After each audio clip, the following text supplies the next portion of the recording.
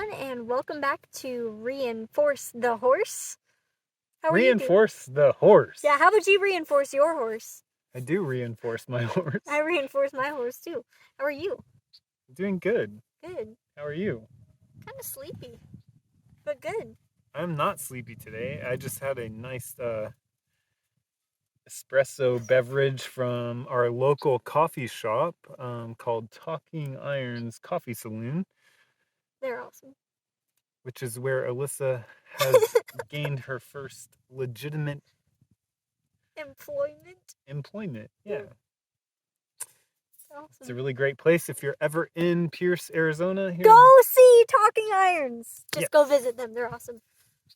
Yes. So, yeah. So there's our plug for Talking Irons Coffee Saloon in Pierce, Arizona. All right. So, Alyssa, what did you want to talk about today? Your horse is just an animal. My horse is just an animal? Or your horse is just an animal? That's what we're talking about today, guys. Yes.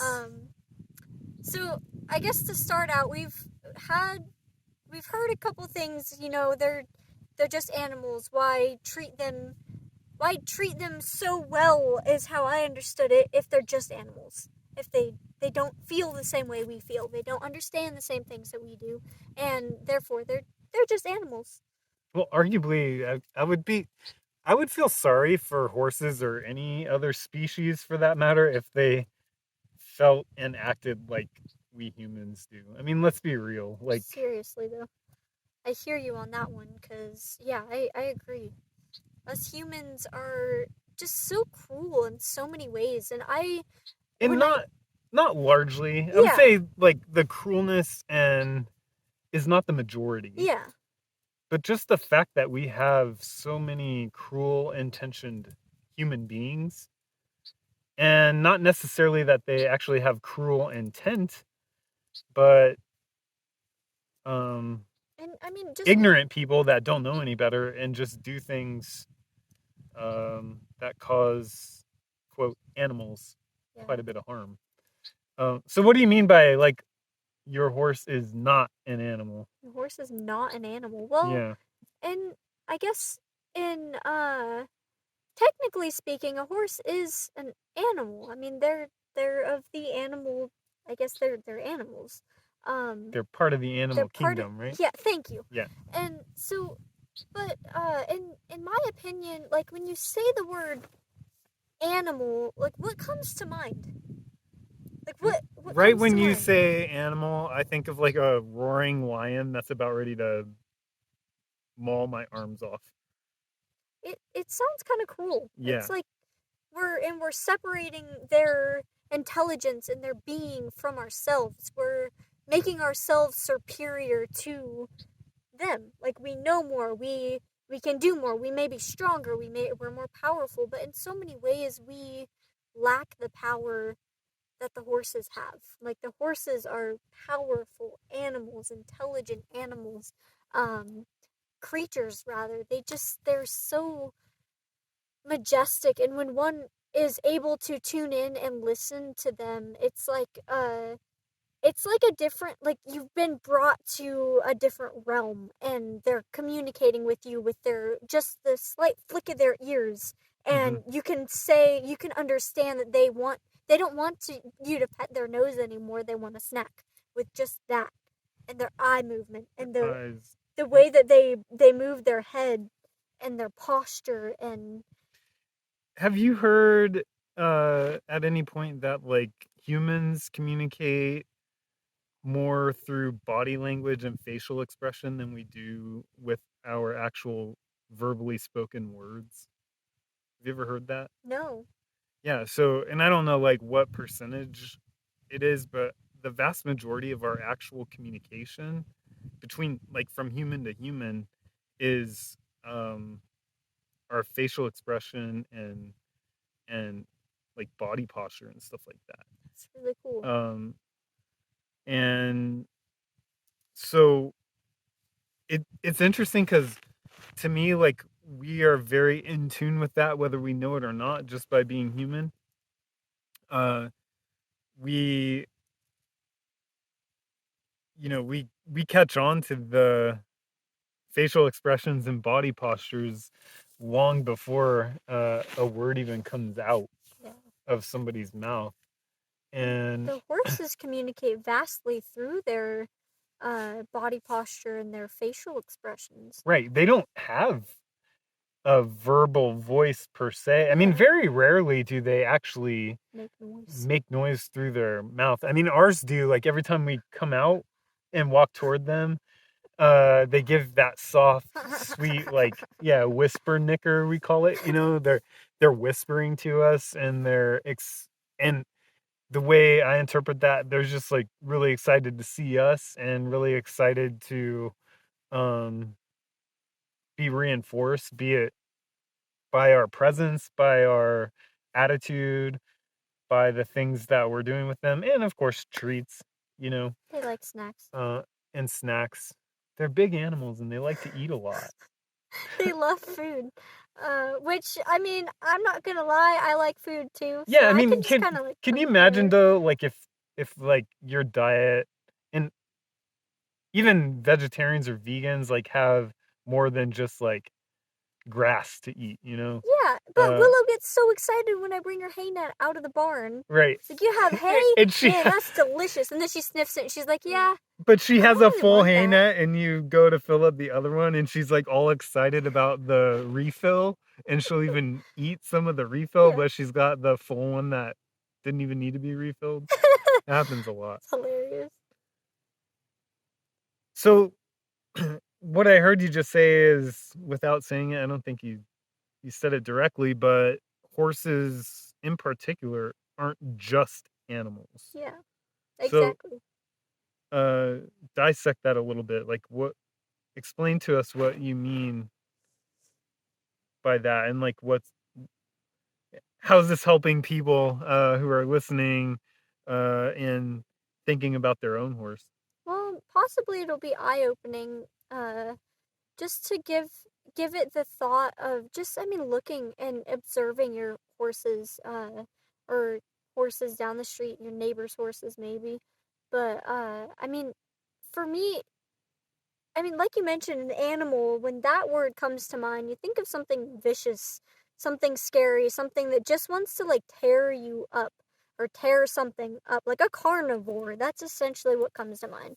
For For you, me, I mean, for other and people, so it's safe to say that, and that's a very dynamic thing. I'm sure. well, I think it's safe to say that not everybody's going to have this opinion. Yeah, I mean, some people might just classify all non-humans as animals, whether or not they have an idea of like that being an aggressive animal or or a a good soft thing. cuddly animal. Yeah. um so I think we need to be clear that we're not saying the word animal in and of itself is bad. Mhm. We're saying the attitude in which we approach that. Exactly. Is that what you're saying? Yep. Yeah. Precisely. So, and you mentioned something like where you said just sit there and observe your horse, and like there's and you and I have been talking a lot about mindfulness lately, and specifically like, I mean, the horses, I believe, live in the present moment all the time. I Like, think many of our furry friends do. yeah, Uh, like they don't have a timeline. yeah.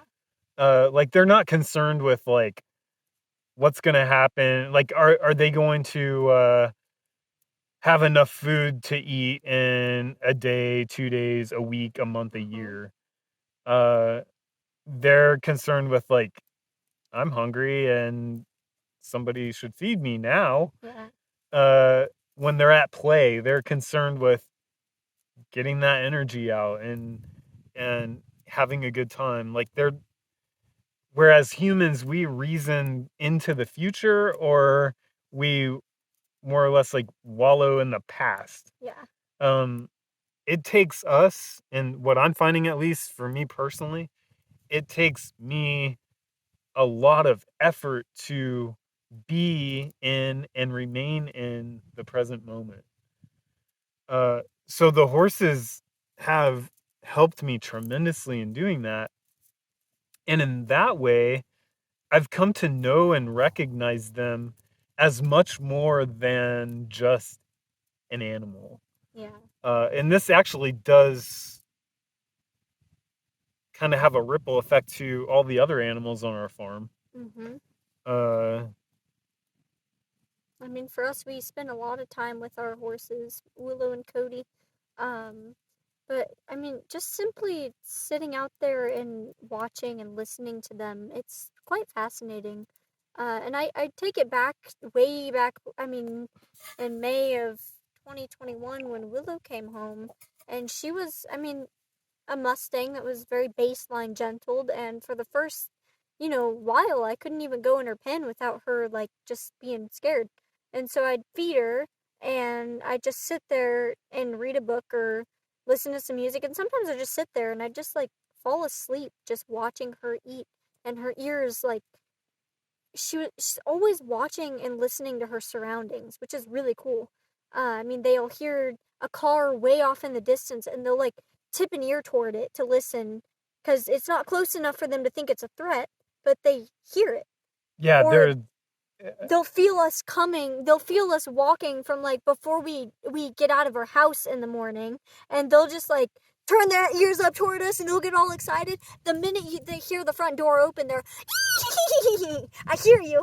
yeah, Get out here and come and let me out of my pen because I want to come out and play with you. Like they get all excited. yeah, And yeah. So their situational awareness is like it's fascinating. And we talked about this like in the Eyes of the Horse session that we uh-huh. did, and some of it, how they have better eyesight in a lot of ways than we do, better hearing. Um, They're so always in tune with it, and yeah, it's like but they're in tune with it. But it's not like, see, like when I try to be aware or like increase my situational awareness, it's it's difficult for me to be aware in that way and still be present. mm-hmm, It's like for them, they have like this innate ability to um be present in what they're doing, but also kind of cast that large net around them to like so they don't get eaten in the wild. mm-hmm. It's like, is that a threat? Is that not a threat? Not a threat. Okay, I'm gonna keep eating. Yeah. Or if that's a threat, I mean, in the wild, it's fight or flight. And I mean, Willow's a very flighty Mustang. If there was a threat, she most likely would have just started, which she saw me as a threat for the first while. Remember? Which So in the beginning, when you first got Willow, did you think of her as just an animal at that point? no, because there was a really interesting, like, freaking awesome connection that went with Willow coming home, and I mean the first time I went to see her was very emotional for I think both of us, because just I mean just merely a month before I had lost Mocha, and went to see Willow at the end of April, and it was just such a emotional moment. Like this horse, I knew that she was like destined to come home with me. Like we were like telepathically talking as I was in the pen with her for the very first time, Mm-hmm. and it was a very interesting kind of talking, because she was, I mean, more or less forced to stand there with me. She had a halter and a lead rope on, and but she like submitted to me, if you will. She put her head down and she licked her lips and she cocked her foot. She took a deep breath. She gave me all the signs that she was content with me being around. And I hadn't moved her feet once. I hadn't given her any treats. And she Yeah, you were just there. just, You were just present with her. yeah, Yeah. without even knowing that, because We hadn't really I even haven't dove into even that. dove into what that even meant when I first met Right. her. But I knew, I mean, I had been spending time with a neighbor's horse at the time, and I knew going to see Willow, like she was coming home with me, and I was gonna do everything in my power to make sure she did, and she was gonna do the same. And I mean, not to say everything from there was, cupcakes and rainbows, because it certainly wasn't. Willow didn't trust me, and to her defense, I didn't trust her either. I mean that comes. Uh, that's one thing horses have taught me. is easy with who and what you trust. Uh, And I that's a really good topic for a whole nother session. that's a yeah. Trust and how that actually plays out uh, into our human to human relationships Yeah, as but to well. answer your question, I mean, she had many wild traits in her when she first came home, Hmm. but I never saw her as quote just an animal. Just an animal. She had her ways of communicating with me and letting me know, "Hey, you're too close." And so, like Very we, similar to how you do. I mean, if I like lean on you, you're like, "Okay, get off." right? Like, okay. I mean, with Willow, it was approaching, and she'd like look at me and do this, like, no, thank you, no, no, thank you, and then I'd step away, and she'd, thank you for stepping out of my space. Yeah. So So it seems.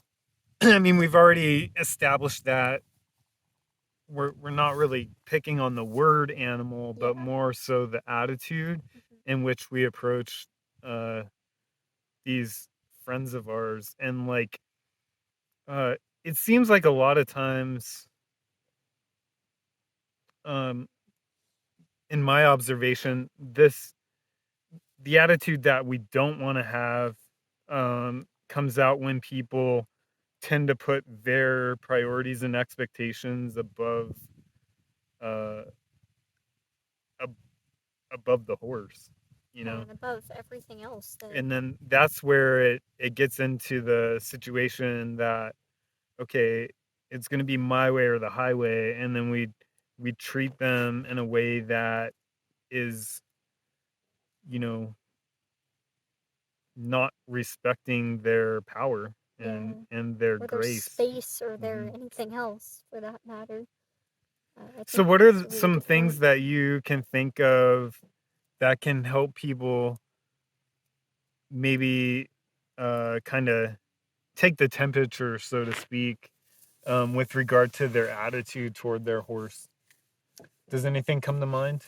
Well, I mean, definitely listening to their subtle cues of no thank you.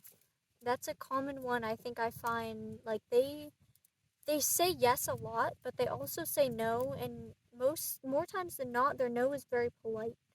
Yeah. And even regardless of if you've actually like if that's a trick that you've taught them, Hmm. um, I mean, a horse, I think like any other creature on the face of this earth knows what they want to be yes and no.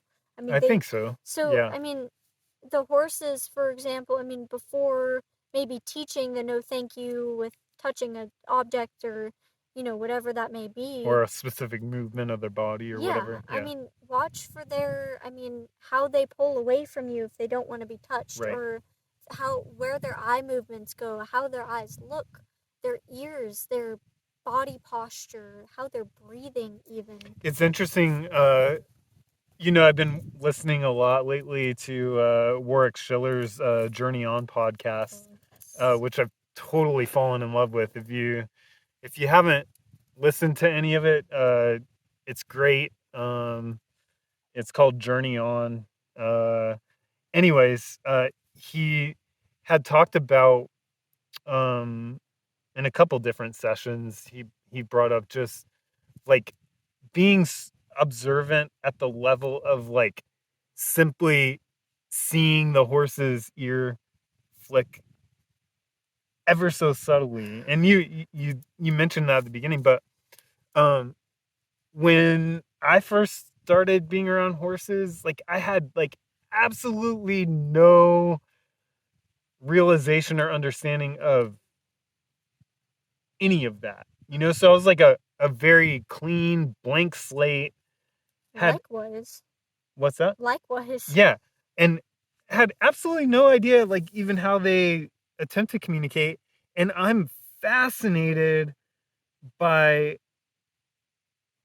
my heightened awareness to their communication and how that is actually like played into me being able to um read and interpret even the human to human interactions that I've had. Yeah.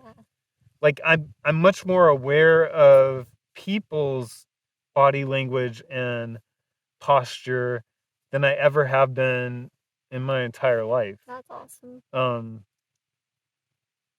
to some extent, that hasn't always worked out, at least recently, and like perfectly, because it's not like it's almost like sometimes with humans, I feel like I'm I'm now like almost like too in tune. Like I pick up on so like little subtle things that um See, I'm the complete opposite it's in that way. interesting. I feel like I communicate better with the horses than I do with like humans. That's what I That mean. sounds crazy. That's kind of where I'm going at with that. But Like I will I can I just have a different perspective or perception of reading somebody's facial expressions and body language and posture than I ever have in the past, and it's caused me to um maybe anticipate what their mood is more than I have in the past. And so that can be off-putting, especially if they're giving me the feeling that they're not in the greatest mood. yeah, that's Interesting. interesting. Yeah. See, I'm like the total opposite in that way. And maybe it's like I don't want to be in tune with the people around me. I mean, I Well, kind that's of get not that good. a lot, but I don't know. It just I guess it kind of depends. I feel like I've always like kind of had this weird energy around people, larger crowds especially. Like I just don't particularly enjoy being around a ton of people. It kind of makes me nervous, but I mean, I could be around a herd of horses and feel perfectly content and practically be able to hear what every one of them needs or wants at any given time. Isn't that weird? But I don't think it's I mean, weird. and we have a very small herd of two horses, but even with just, I mean, allowing them to go off and do their own thing when they decide that they want to go off and do their own thing. Just watching them and listening to them, like it's really cool. And it's down to the point where, they'll be grazing and I mean, Cody will be like, okay, I'm thirsty. It's like, what did you just say? And he'll walk up to his pen and get some water and then come back out and graze. Yeah.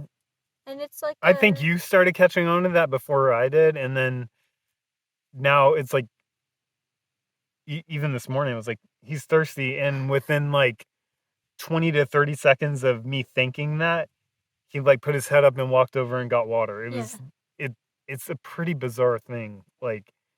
Um and there's been so many moments like in the past like 2 to 4 weeks for me.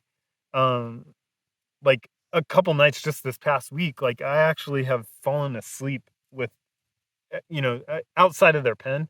But you know how our pens are set up to where like we can kind of sit in the corner of where their pens meet yeah, and they can both be right there. Um and they both were, and they both laid down, and I even laid down on the ground. It was kind of cold, and I fell asleep for like a half hour. wow, And with them both laying down, and it was just such like a peaceful presence. yeah, And um I mean, we talked a little bit about this in another session where we were talking about our horses laying down, but um I mean, that's all so that to say, cool. they're not animals to me. Yeah, they're In incredible. the negative sense of that word. Yeah, And I guess what we're trying to do is just encourage you, if you maybe are struggling with some areas of training your horse, because I mean we're in quite a few Facebook groups, and especially like for the Mustangs, and people constantly posting questions about like my horse doesn't let me touch him, or I can't get close to I my can't horse get because they're close to aggressive. him, or she's not progressing this way or that way.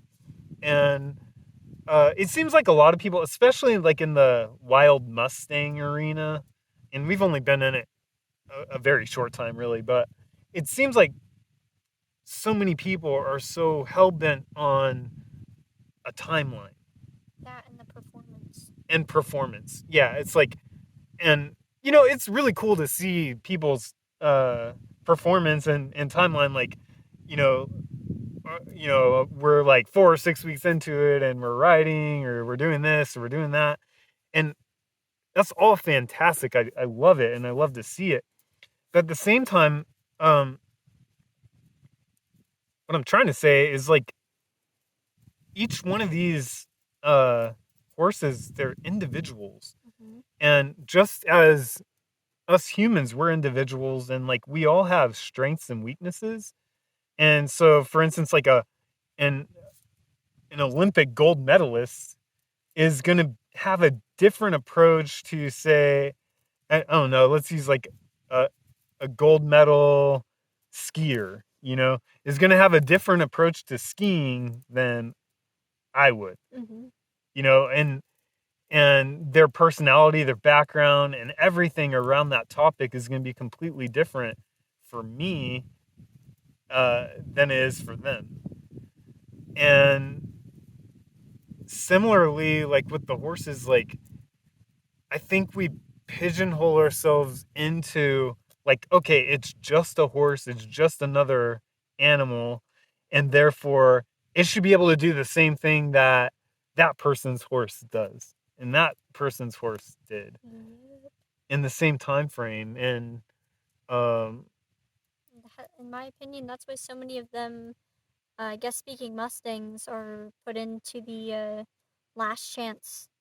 I mean, right, they're adopted and then they're essentially thrown away. They're given right. back to the Bureau of Land Management and then adopted again. It's 3 times they're adopted and given back, and many of them are sold to like kill buyers or you know, I just saw last night but on all because they can't perform well or they can't like I've had this horse for 3, 4, 5 months now and I still can't touch it. I still can't go close to right, touching it. yeah. And it's that And so it's therefore it's an animal and it doesn't it's it not can't worth. give to pressure, Right. and it can't like all I've trained Mustangs for 50 years and my like I can't get this horse to like this horse is broken and in a bad way so I'm gonna throw it away. Yeah. And then I mean It's defective. this Yeah. horse lives a terrible life, and then there's those people who, I mean, very few come along and actually will rescue them and spend all the time in the world to get this horse to turn into them, and they treat them like they're an individual rather than just an animal who needs to perform right. Right. And to be fair, it's cool cuz and it brings to mind this one post that I saw a few days ago. It was like uh this person was saying like I can't touch the horse and it's been a while. I think it's been a few months or whatever. And then, I've had somebody with much more experience come in and he couldn't do anything either. Yep. And then, but to be fair, that person is still like asking for, you know, different techniques and ideas. And Mm-hmm. so, um, we don't know what we don't know. Yeah. And so I don't know. I think collectively, I think most humans are pretty cool. Yeah. And I see a lot of like responses to those questions in the positive, and it's like I don't see really anyone in those discussions that are like, well, just throw the horse away and forget Yeah. about it. But ultimately, I think people get to a point where they don't think that there's a viable alternative, Uh-huh. and they just don't have the understanding in themselves to do anything different. Yeah. And what I'm finding with the horses specifically is that it's more about us, like what's at our core, than it really is about the horse. Yeah, and using this morning as an example, I mean, when you get into a rush and you just like need to be somewhere and you put that on the horse, uh, well, they want nothing to do with you. Oh, so explain that. Well, so this Like, give morning, a little bit of context because it's yeah, a really so good this morning I had example. somewhere to be and had like a very short amount of time that I had to get there, and so I Yeah, and what happened? Our dogs like decided to go venture off to to the our neighbors neighbors, and we got and called. yeah, They and so I was took like, it in. "Hey, your dogs are at our house. Come get them." And so, not a dire emergency, but Yeah. an emergency nonetheless, And right? so yeah, and so I was out with Willow, and I was like, okay, well, I mean, let's go back to your pen because I got somewhere to be. And she was like, no, I'm gonna go graze over here. That fine with you? All right, cool. And she just like wanted to graze, and then I like tried this like silencing my brain for a second or so, and it just But wasn't yeah, working so for me. that's interesting. So you're probably like, okay, get in the present moment. Like, Yeah, I'm and present with you. I'm paying attention now. and Hurry so, up. so it You wasn't know? working with it Yeah, wasn't working for me, and I was just like, you because know what, I'm just gonna let you like be. And then when I got home and it was all fine, she was like, oh, okay, I'll walk in my pen with you now. That's cool. yeah, and so we were gone maybe 5-10 minutes, Yeah. and when we came back, she was just like, in fact, she had walked over by her pen. Yeah, she was like, oh, I'm gonna sit by Cody, and I was like, well, will you walk to your pen with me? She's like, yeah, sure, that's a great idea. Yeah. Thanks for asking. So it's all about mindset and like what's going on at and within our core, and how we ultimately like hold ourselves in that way. And I found that even so, just the past couple weeks, we've been and we haven't changed this at all. Like, we've been totally at liberty the past couple weeks Yeah. with both of them. And the remarkable, so on January 1st, we went on a walk around our property, the Mind four of you, it us, was very windy and rainy and and cold. cold, and well, not cold for some parts of the country, but for us it was For cold. yeah, it was like I mean it was like 40 degrees Or 30 or something, 30 yeah. something. It was chilly for us. Yeah. So we had And our layers on and our jacket. I mean, it was windy. Our jackets were flapping. Things were kind of flying in the air. Um, and this was the very first time we had let the horses out like together. And I mean, like both of them were off the halter, and it was just us walking with our treat pouches and the horses, and they like all four of us had this like epiphany, if that's even the right word for it. yeah, And and like just like an extreme connection. seriously, and Like, we all felt it, and it was like, well, what just explain to me what just happened here. And it was like they kind of like, so I guess to put it into a little bit more detail, prior to this, Willow, if we had Willow on the halter and Cody off, Cody would want to be with Willow and vice versa. And this was the very first time that like my dad and Cody were at the one end of the property and me and Willow were at the complete other end of the property, and they didn't even care for each other. Like they were just with us and in tune with us. And we'd like kind of cross paths and we walked together for a while, and they were just like we were all in perfect harmony. yeah, it's like, to me, the way I interpreted that is like they both accepted us as Into their herd members. herd. Yeah. And ever since that day it's been like, okay, well, you want to come out? Okay, cool. You thirsty? Okay, cool. I am kind of thirsty too. I'm going to go get some And water. the cool thing that I've noticed, like, since that day, specifically, like, um well, since that day, like, I go to let them out in the morning, and uh instead of them just like walking past me to like Go to the the shed. feed shed, which is normally what Cody does, make a beeline to the feed shed, he doesn't anymore. Oh. He turns right into me, and he's like, "Hey, how's it going?" It's like You they're know? saying good morning. Like they're Yeah. like, hey, nice to see you. And then he just like sticks by my side, and yeah, like, we don't have to catch them per se. Like they don't want to be caught. No. And They want to be respected um as as individuals. much as we do. Yeah. And I think we've mentioned this before, like every living thing desires connection. So I'm reading that book by Naked Liberty by Carolyn Resnick. yeah, Naked Liberty by Carolyn Resnick. Fantastic book. And she's a fantastic storyteller, and I'm excited to read it. she's talking about how I think she was like, 8 or 10 years old or something, and she lived in Southern California in the desert lots of scorpions there, and she talks about how one morning she got stung by a scorpion that was in her bed, and In your bed? yeah, That'd be scary. and so she got stung, and the scorpion was a little injured as a result. So she decided she put it in a fishbowl and kept it as a pet, and she literally like trained this scorpion. Oh my gosh. Yeah. So, and she talks about how like she like could it would dance on cue. How And do you train a so here's scorpion? the point with that. It's like uh my idea is like every living thing at their level of like how they can conceptualize thought, however their brain is constructed, they desire connection.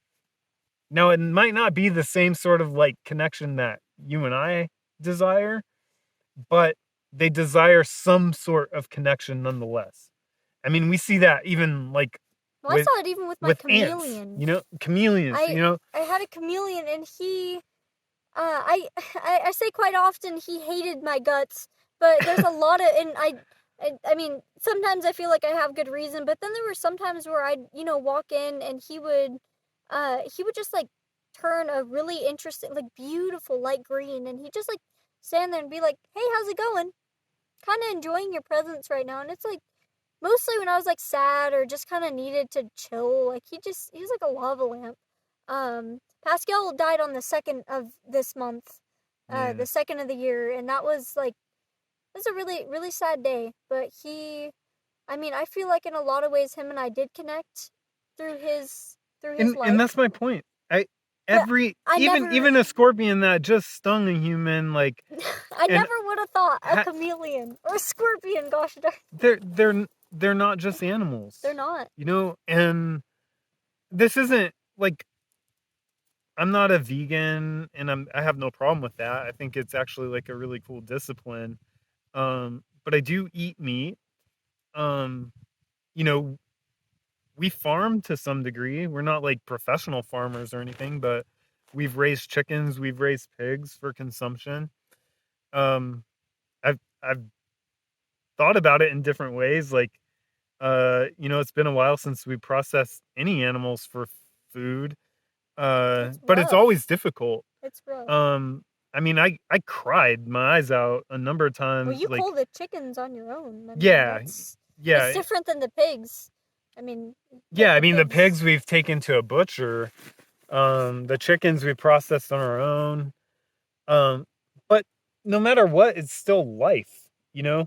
Um, in Carolyn's book, she even talks about like where their tack was held. It was in their pump house, and it's like infested with black widows. As we know, like in the desert, black widows are everywhere, and largely Yep.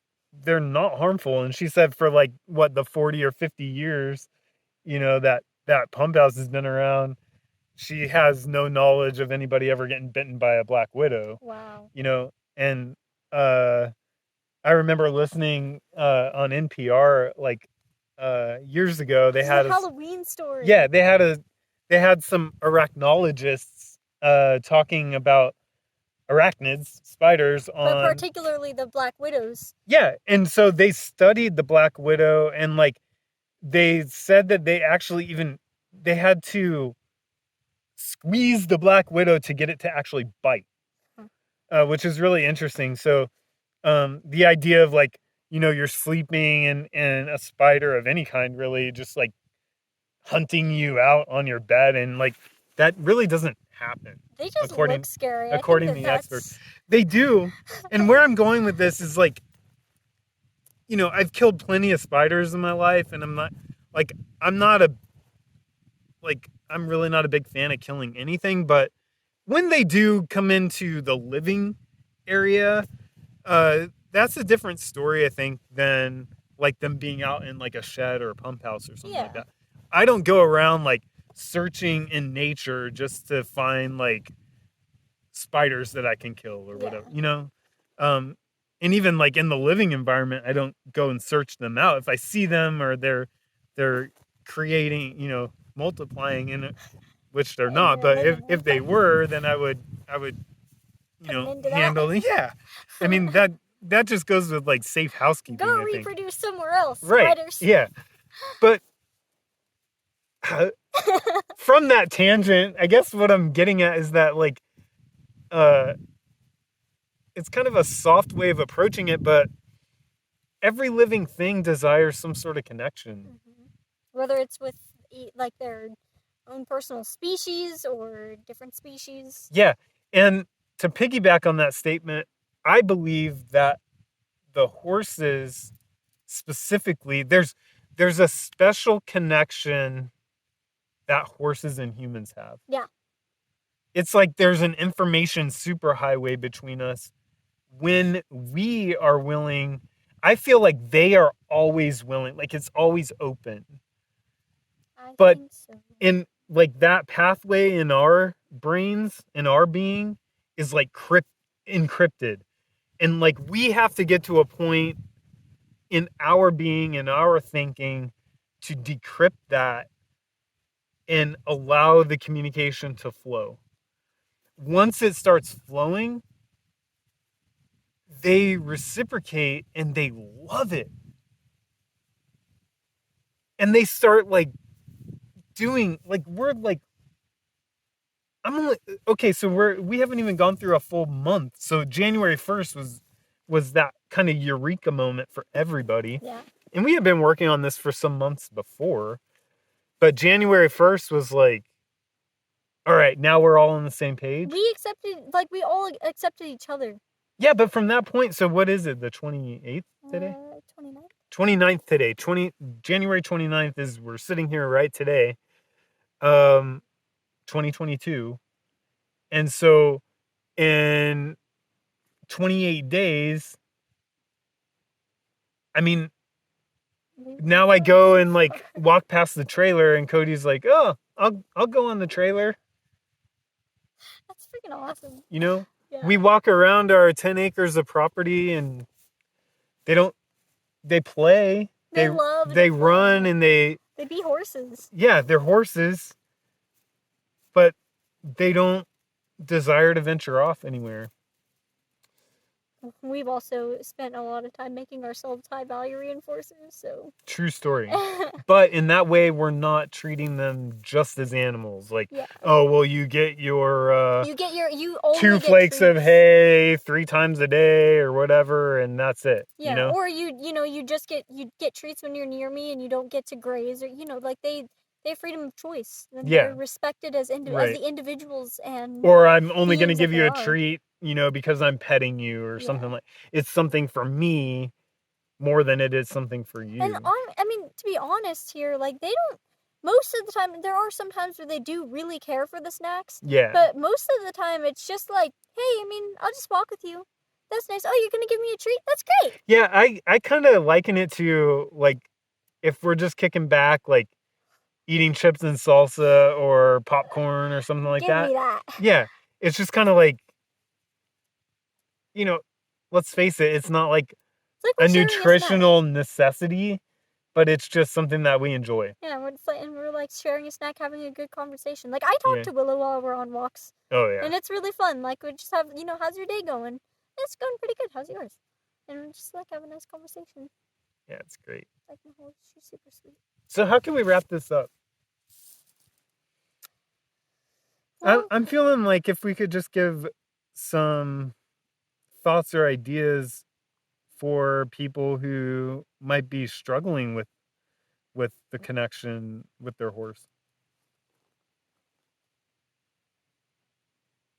No? Yeah, I like that idea. Yeah. Do it. Summarize it. Summarize it. So, I guess to summarize this long podcast episode, if any of you are maybe struggling to communicate with your horse, or are even just having a difficult time with life, I guess I'm speaking to you. Maybe try to observe. If you have horses, observe your horses really closely and try your hardest to listen to them and feel their no thank yous, and just then after you respect that, feel how you feel after that. Oh, that's so Really good. dive into that because that's an awesome feeling that I Yeah. feel. Now, if you don't have horses, maybe you have other animals. Try it with your dogs, your cats, even. Uh, I mean, if you don't have any animals and you're listening, that's fine too. Maybe try it with another family member in the household. Just try really respecting their no thank yous. I mean, you're a sister like me, you have a younger sibling or an older sibling, and it's like, hey, can I borrow that for a minute? No, it's okay. Or no, you can't have that. Okay, thanks. Walk away. And just see how that makes you feel. I know as an older sister, sometimes that's like, but I need that. But sometimes just taking a step away is what we both need. That's really good. Yeah. And I would just piggyback on that and say, I think before we can actually be able, before we can actually be open to understanding somebody else's no thank you, um, we have to have a pretty calm mind. And for me, that hasn't been easy Yeah. to accomplish. And uh, so I like the idea of a daily meditation practice or mindfulness practice. I personally use the That's great. Headspace app, and so I got started on that 6 years ago. What are you, like, pro level 5 in that? Um, well, yeah, I mean, there's all different courses within it. I'm actually like, I just started pro level 7 or 8 Man, look at in you. Headspace, but I mean, it's broken down. They're 10-day courses, so it's not like super difficult. Um, but really profound, like the stuff. And the more I practice that, it's interesting because it's almost like the universe creates opportunities for me to get it right, or opportunities for me to understand and realize where more work needs to be done within myself. And so I'll walk away from the 10-minute, because I usually do a 10-minute headspace session in the app, and then I spend 10 to 15 minutes in silence with the horses every night. That's kind of like my nightly routine before bed. And and so with that, it's not like uh yeah, I do this mindfulness stuff and like I'm like Buddha himself, you know? Yeah. Like it's more so like, okay, I do this mindfulness stuff, and then and you've noticed this just the past couple weeks for me, like I've been really on edge. And like just small, seemingly small things have like really gotten on my nerves. Yep. And I've had some moments where I've just been like, bah! Yep. Uh and the way I interpret that is like, all right, so I'm practicing mindfulness, and it gets easy when you're in silence and you're chilling out underneath, out here at least, and underneath the stars, and it's calm, and that's the easy part. But then uh the real, like, the rubber meets the road, where you're living life and you have to apply that same focus and remain in the present moment when life is happening. Yeah. And the more you practice it, I think the more you'll have an opportunity to excel or not in those areas. Right. So that's what I would say. And so piggyback on what you just said is just to do some sort of mindfulness or meditation practice on a daily basis, Yeah. because in my thinking that will allow you to be much more open and aware um, to those subtle cues Yes, most in definitely. communication. Cool. Yes. Mhm. Yeah. So, yeah, thank you so much for everyone for watching Or listening. or listening. If you Um, as a reminder, you can find us on reinforcethehorse.com. And on Facebook, we have a group called Reinforce the Horse. Yeah, there's a Facebook page and a Facebook Facebook group. The group is still not very active, but that's okay. I think we have like 47 members. Um, so if you'd Yeah, if like to, you're interested in seeing my father's daily articles he posts on there, they're pretty legit. And we go on live. We've been going on live pretty frequently. yeah, I mean, you can just kind of tune in on bit of our daily things that we do with Willow and Cody, get to know them a little bit more.